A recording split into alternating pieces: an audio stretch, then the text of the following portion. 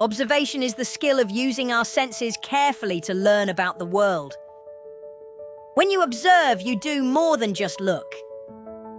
You notice color, shape, size, movement, sound, smell, and sometimes texture or temperature. A scientist observing a plant might see that one leaf is bent toward the window, while another leaf is turning yellow. A child observing a puddle might notice that it disappears more quickly on a sunny day than on a cloudy day. Observation is important because it helps us find patterns. A pattern is something that happens again and again. If you watch the moon each night, you may notice that its shape seems to change. If you watch ants on the ground, you may see them following the same path back and forth. These careful notices can lead to questions. Questions are the next step in science. Why did the leaf bend toward the light?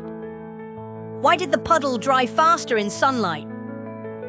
Why do ants march in a line? Observation gives scientists clues like footprints on a trail. Good observation is not the same as guessing. It means paying close attention and using evidence from what you can see, hear, or measure.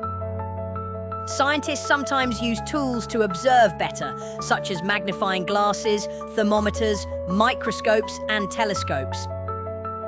These tools help them notice tiny things, faraway things, hot things, or cold things that would be hard to study by bare senses alone.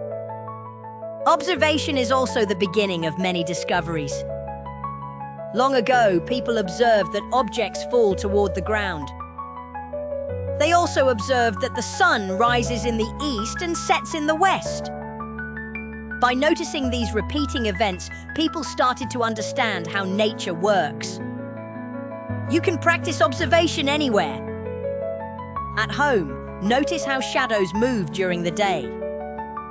In a park, notice how different birds act. In a kitchen, notice what happens when ice melts. The more carefully you observe, the more questions you can ask, and the more science you can discover. Observation helps us see the world as it really is, one careful detail at a time.